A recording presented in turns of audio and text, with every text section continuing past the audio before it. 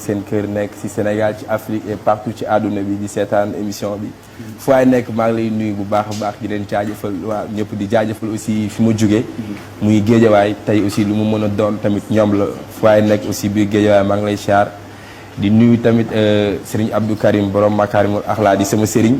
di nuyu kilifa diine yi ak kilifa aada yëpp di ñaan yàlla tamit yàlla bàyyi leen fi te ñu ànd ak wér voilà tey pour rebondir si question bi Ngaaka comme ni ñu koy waxee ah Ngaaka tey boo waxee si société bi mooy koo xamante ni comprendrewul quoi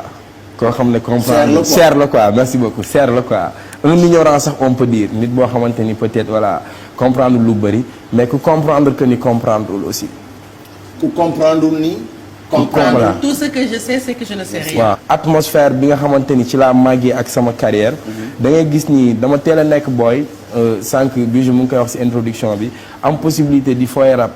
ñu may invité ci ay rajo ci ay télé doon def ay freestyle improvisé affaire yu demee noonu quoi et nit ñi doon ma sollicité si fu bari loolu tax bu ma gën a nekk booy côtoyé fu ma laat jege ay Maxi Crazy ay Jili Bagdad 5e underground Karim Xurum Kaax et consort ba maay gën a nekk booy mais dañ ma doon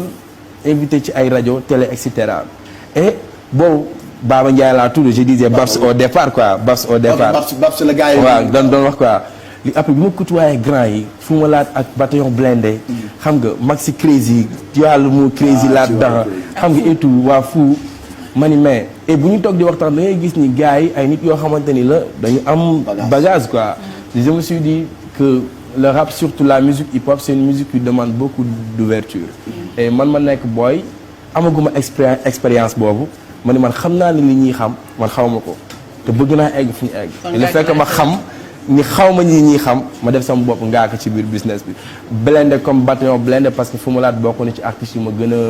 a inspiré bokk na ci artistes yu ma influencé ma jël blindé aussi teg ko ci Ngaaka bi nga xamante ni genre jusqu'à l'éternité du mu mës a nekk nante damay nangu ni xaw ma dara ce qui va me permettre de se tendre vers la quête et qui sera une quête perpétuelle c'est-à-dire ba keroog life bi di jeex da ngay continuer di gëstu di jàng parce que am nga benn popularité wala benn communauté bu lay suivre. influence dafa baax ci xale Exidex moom wax na ko rappeurs yi nga xamante ne bokk nañ ci ñu gën a mag Sénégal marqué génération yu bëri ñoo ko influencé mais am na beneen nit boo xamante ne bokk na ci la influencé muy sa maam parce que moo la yar te tout le temps dafa am ay conseils yoo xamante ne daf la ko doon jox bi ma ci gën a jàpp mooy que kii daanu jógaat moo gën a fort ki musul daanu. dëgg la waaw man sama maam moo ma yar quoi et tey aussi même su ma poussé sama ay études ba mu xaw a tane sax sama maam moo tax quoi moom moo mun naa ne def li bëri lu nekk ci man. n'empêche ñëpp xam nañ sama yaay sama xarit la sama papa aussi genre il est hors pair nit la boo xamante ni aussi ku ma am ci moom. idole la ci man damay jàng ay jikko yu bëri si moom quoi voilà ci paa bi mais sama maam moom genre moom dafa part li nekk ci man lu bëri même à chaque fois ci samay morceaux day bëri ay expression yoo xamante ni ci yu ma daan wax laay tibaat di ko jël di ko defaat ci morceau bi et effectivement daf ma mus a wax ne ma ki jóg nekk ci benn niveau wala nekk ci level du jàmbaar mais jàmbaar dëgg mooy ki jóg daanu ba pare am force pour jógaat et loolu dafa yàgg nekk luy des sama bopp ba tax à chaque fois moment yi may gën a nekk ci ay situation wala moment yi may gën a nekk ci ay complications laay gën a gëm ni dama siy génn pour nekk leneen lu ëpp lu ma doonoon quoi. mais nga ko ban genre xale la woon. parce que ci biographie xam nga lu ma bind. enfance toute simple mais man gëmuma ko. parce que Ngaaka mi amul enfance bu simple daal léegi yow wax ñu nag yow waxtaan nii. ban genre enfance nga amoon. xam nga dëgg nga wóor waaw. da nga doon jaxase géej waaye gunaa sol nu demee noonu. en tout cas lenn moom maa ngi koy fàttaliku quoi à chaque fois sama koñ bu ñu déggee bruit mbooloo bu ñëw ci koñ bi rek xam nañ ni. maay ñëw soit dañuy ñëw pour clamer ma ba xam toj naa doomu jàmbur wala toj naa bopp jàmbur wala ñu may indi parce que toj nañ sama bopp wala def nañ ma dara. mais ci loolu est-ce que à un moment tooguloo nga tiit sa ban moment lay gàpp déclic ci sa life parce que comme on dit foofu mbedd bee la yar am na yu bëri jaar nga ci. comme ñu bëri mais ban moment nga dëkk si ak am déclic sa life. daan ok. léegi maintenant je vais devenir Ngaaka. waaw mooy léegi. question bu ma neex question bu ma neex parce que amuñ ñun dañu nekk ci benn secteur boo xamante ni comme ni ñu koy waxee quartier populaire ñenn ñi di wax banlieue fa la ñu juddoo màggee fa et ñëwuñu rek fekk suñu waajur yi xam nga am ay millions xam nga gaare ay ranji wala am ay compte bancaire yu fees ba ñu war a mën a genre def lépp lu ñu bëgg a def dañ doon am ay problème mu añ comme ni ko yenn difficulté nit yu bari tey ci société di ko dundee genre sama yaay doon na am ay période daf ma doon yónni na ma demal ci diw pour nga wax ko mu may ma lu ñu lekk wala mu may ñu ceeb dama ko dund quoi waaye loolu bokk na ci lu tax ma gën a solide après n'empêche sama maam mi ngi ma doon poussé may gën a jàng sama jàng bu soree sama maam la maa ngi wax léegi bi ma demee ba CM2 boobu à l'époque vu que sama maam dafa génnee ci armée man dama amoon lu mu yàgg bëgg dem armée quoi dama doon yàgg bëgg nekk soit gendarme policier et tout xam naa loolu bokk na ci lu tax homme de tenue waaw bokk na ci lu tax ma gën a am affinité ak ñoom quoi bi ma ñëwee ba CM2 ñu ne ma pour ma dugg Prytanée militaire naa gën a poussaat études yi ma rayante ba jël am CFEE am entrée en sixième demaat collège ma demee collège lycée banque islamique maa ngi toujours di fo ak rap mais parallèlement aussi maa ngi focus ci sama jàng parce que amoon naa benn rêve mais ci beneen boor ma gis ni bëri na situation yoo xamante ni maa ngi gis sama famille di ko dund te études yi ma nekk gëm naa lu may gën a sori muy gën a laaj dépense et tey bëri na ay soi-disant étudiants wala élèves yu dund situation boobu je me suis dit am naa talent parce que gis naa ko ci mbedd mi mun naa li may def et gëm naa ni lépp lu ma bëgg rap mun na ma ko may et période boobu hip hop quand tu es underground laalagoo ay cachet ay 1 million wala truc du genre c'est-à-dire mu des ci à part mais bokk naa ci ñi jàgg gëm ni damay révolutionner hip hop Galsen ma ni mun naa am li mu bëgg ci rap parce que des fois ma jàngi wàcc ñëw gaale day cóol et il faut que ma changer situation yi ma gëm ni mun naa ko changer ci rap. y a eu des moments très difficiles yoo xam ne toog nga jooy yow rek. bien sûr toog nga jooy quoi bëri na et puis loolu moo def Ngaaka Blindé sama vécu sama jaar-jaar Ngaaka Blindé étant artiste mais dafa bëri Ngaaka Blindé histoire yoo xam ne dama ko dund et loolu day feeñ souvent ci samay sound mooy def lii li ngay gis tey jooyu xol. waaw quand tu te rappelles ci sànq yaa ngi koy wax produit maxi bi génne Africulture ci biir morceau bi maa ngi naan li ko distray dina toog tëdd taxaw brain maa ngi nam xalaat ba yooyu nekk booy am li mu gëm gis vision wëm ne dana ko dox balaa naaja booy léeg-léeg mu toog ba di taaroo nga ñu tuur nga laaj ko mu ree muuñ ngir rek bañ jooy parce que dafa gëm am na ñu ko gëm bam jaral leen xam am ñu gëm bii booy du dem mère ne ma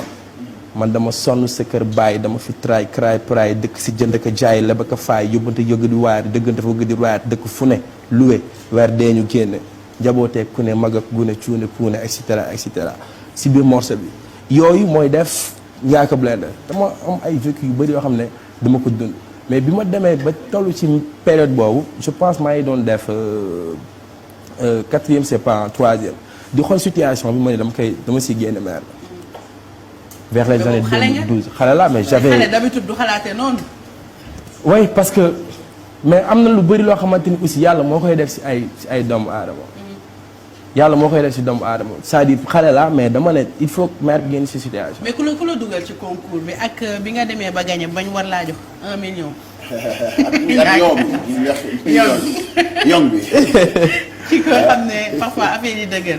war a am 2 clips yoo xam ne da nga koy tourner. ak maxi boo xam ne da nga koy enregistrer kan moo la ci dugal ak lan nga sentir. compétition boobu avant muy am chaque jour dama leen koy fàttali quoi waa Africulture Band ñoo ko def maa ngi leen di nuyu de passage ah Amadou Fall ba Matador Siré xam nga benn xataab ñëpp maa ngi leen di siyaar dama daan toog sama gaal jamono période yooyu ay lii moo xewoon naa cyber yi ah. ñun fa lañ doon dem waa cyber café yi si lañ doon dem jënd 30 minutes 100 francs période yooyu. dem xam nga déglu ay morceaux xumaan déglu ay xam nga Gaston déglu gars yi quoi di xool léegi dama doon bind je pense xam nga est-ce que am na lu xewoon daal lu amoon si période yooyu ma fexe xool ba xam ñan ñoo nekk Africulture gis Amadou Fall ba di ko bind quoi mais grand je vois que vous impliquez pas. Skyblock la. Skyblock yooyu la. genre ñi bëggoon tekki si musique bi yëpp ñu bëgg Skyblock. voilà doon nekk di clash waa Africulture parce que boobu underground bi fi doon nekk rek laa doon gis. ñun étant ay boy de Guédiawaye daaw ñu gis suñ bopp ci affaire yu bari que ça soit yu Simon di organiser yu kii di organiser da ngay foog ni gars yi dañu am ay xarit wala ay far. ok affaire Kumba et cetera ma bind ko clash ko tontu ma sax après jamono di dox ba concours bi am ma ne concours bi am na garaawul man naa ci dugg rek mais xam naa ne du ma ko jël parce que gars yi dañuy am seen ay xarit ak seen ay gars yow defoon nga calcul mental ba pare quoi. waaw am ma bralo voilà mais xam naa ne du ma ko jël xam nga ñu dem dugal morceau bi takkal sa daal morceau bu ma defoon en 2012 boobu mooy sama premier morceau solo. ma dugal ko rek gars yi validé ne damay compétir ma ni ok naa dem pour gars yi xam ne am na benn boy bu tudd Ngaaka Blindé bu dëkk Géejawaay mais xam naa ni ay quart de finale sax du ma fa egg. du fa àgg. xam nga mais teewul ma def li ma war a def ñëw jouer chaque compétition su amee rek si veille bi laay liggéey son bi ma war a jouer. 2 jours parce que amoon yaakaar si projet bi dañ naa ma suba da ngay su ma gëm dem koy jël. man liggéey xuloowuñu xeexuñu si période boobu ak jaar-jaaru underground. xaw a nettali tuuti histoire underground bi ma dund quoi ñëw jouer présélection jàll. chaque veille rek bu ñu ma waxee rek ma bind jàll mais chaque jour su may jouer man tey laay toog. affaire bi di évoluer booy Géejawaay aussi jug sot xam nga bu ñuy dem kaari génn booy Baye Fall génn waa Saami génn ñuy dem di dem bañ ne ba demi final ñu ne Ngaaka Blindé bokk na si artiste yi dem final. après là nag dama suis dit que dama koy jël. ça devient sérieux. waaw te jël nga ko. te jël naa ko. ana million ana yomb foo ko def. bu ñëwee rek ma jox ko maire bi maire xam nga rek waa Géejawaay ak maire ñoom awoloo ak ñoom bëjël ak bàjjen yeeg ñëpp xam nga ku nekk ñëw taxaw ci buntu kër gi. ñu joxe mais bon loolu mooy dund social living loolu mooy dund en famille loolu mooy dund en société. yoruñu dara mais ñoo ngi danse. waaw loolu après leneen la. lu ndaw rek day ñëw neexal foofu mais en parlant de Guédiawaye am nañu sànq ba léegi yaa ngi ñuy wax waxu Fou Malade am na benn témoignage boo xamante ne defal na la ko ci yéen ñaar li ngeen jot a seek sa jaar-jaar ak moom